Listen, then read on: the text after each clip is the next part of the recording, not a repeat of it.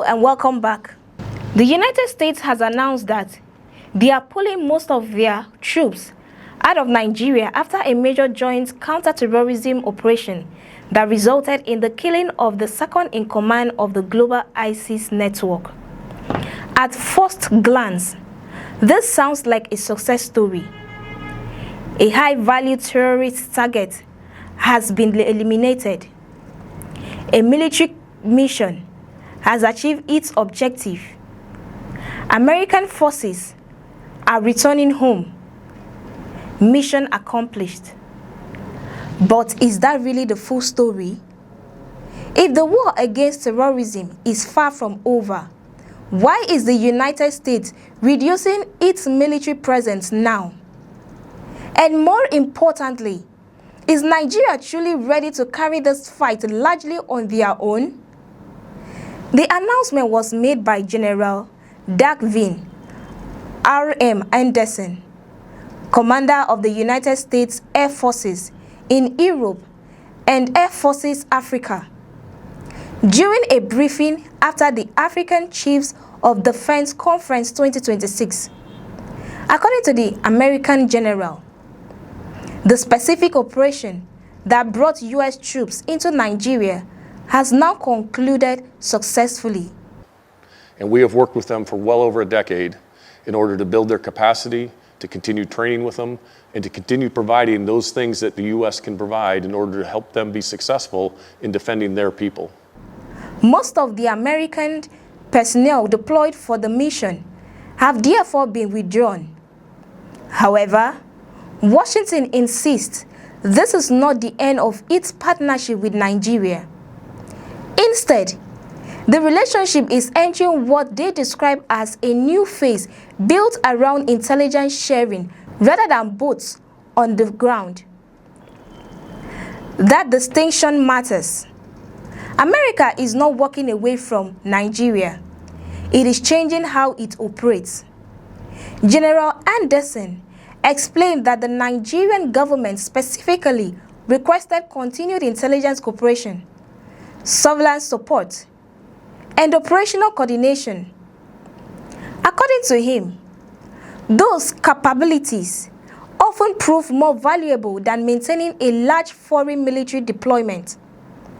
But can intelligence alone replace soldiers on the ground?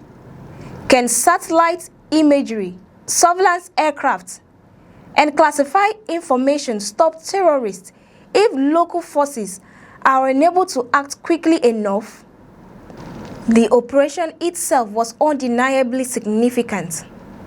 According to the U.S. military, cooperation between American intelligence agencies and the Nigerian armed forces led to the elimination of Abu Bilal al-Minuki, identified as the #2 leader of ISIS worldwide.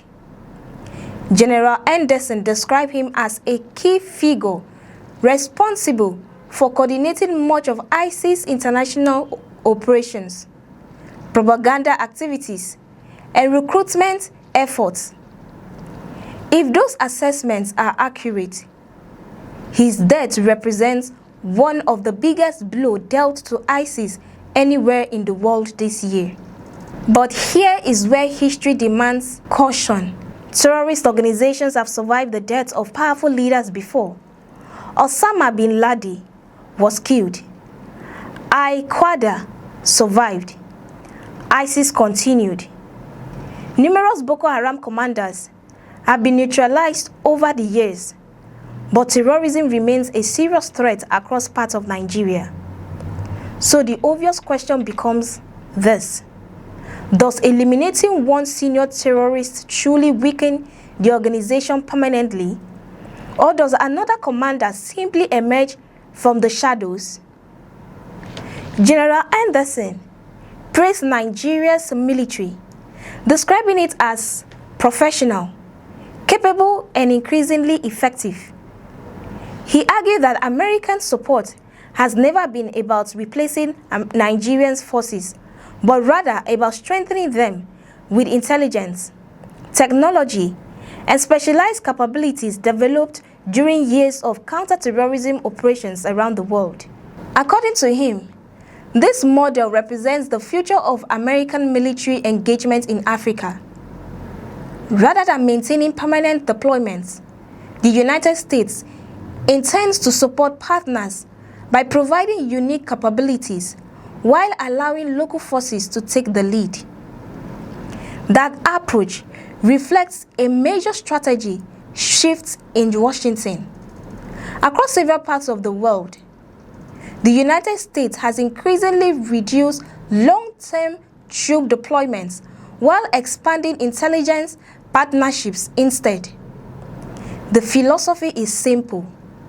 Local forces understand local terrain, local languages, and local communities far better than foreign armies ever can. Foreign militaries can provide technology, surveillance, and expertise, but lasting security must ultimately come from within. The question, however, is whether Nigeria's security institutions are sufficiently prepared for that responsibility. It is worth remembering how this partnership began. In February 2026, approximately 200 American military personnel were deployed to Nigeria to assist intelligence, surveillance, and counter-terrorism operations across the Lake Chad Basin. The deployment came as ISIS-affiliated groups continue expanding their activities across parts of northern Nigeria and neighboring countries. It also followed President Donald Trump's decision to redesignate Nigeria as a country of particular concern, while promising stronger American support in the fight against terrorism.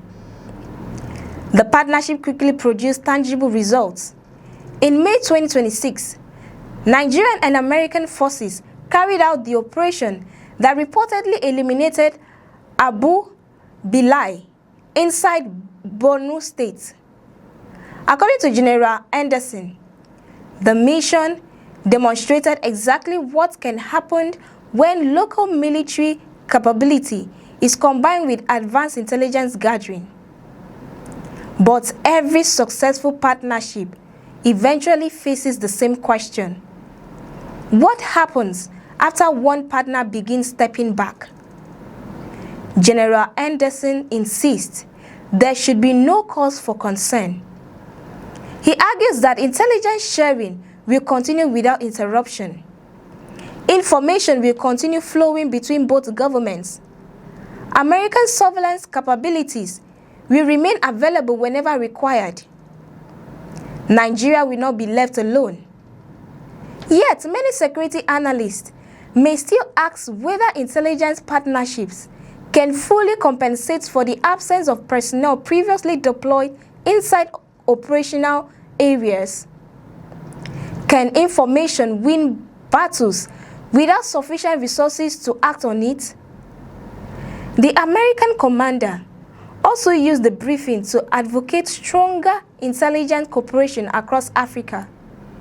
According to him, terrorism, drug trafficking, arms smuggling, and organized crime increasingly operate across national borders. No single country, regardless of their military strength, can defeat those networks alone. To provide intelligence, targeting, and selective airstrikes, but we enabled the partner who had the will to go up into those mountains and go after the ISIS, to go after the terrorists, and to hold territory so they couldn't come back. He pointed to the recent interception of 31 tons of cocaine moving through West Africa, describing it as the result of rapid intelligence sharing between multiple countries and international partners. For him, the lesson is clear.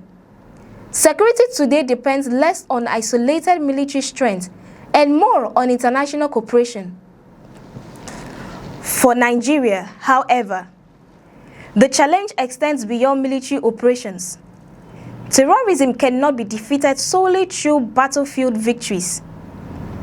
Intelligence matters. Community cooperation matters. Economic development matters. Border security matters. Effective policing matters. Good governance matters. Every military success must be supported by long-term efforts addressing the conditions extremist groups often exploit. Otherwise, tactical victories risk becoming temporary achievements rather than permanent solutions. So, is the American withdrawal good news or bad news? The answer depends entirely on what happens next. If Nigerian forces continue building on recent successes while maintaining strong intelligence cooperation with Washington, this could represent an important step towards greater national security independence. But if terrorist organizations exploit the changing security environment to regroup, the withdrawal may be viewed very differently in the months ahead. But one thing is certain: the departure of American troops does not mean the war against terrorism has ended. It simply means the next phase of that war will increasingly be led by Nigerians themselves. The real measure of success will not be whether foreign troops have gone home. It will be whether Nigerian communities become safer, attacks become rarer, and terrorism steadily loses its ability to threaten ordinary citizens. Do you think Nigeria is ready to lead this fight with reduced American military presence, or should the United States have maintained its troop deployment for longer? Let us know your thoughts in the comments below. If you enjoy bold, fact-based analysis of Africa's biggest story, don't forget to like, share, and subscribe. Many thanks for watching, and do have a beautiful day.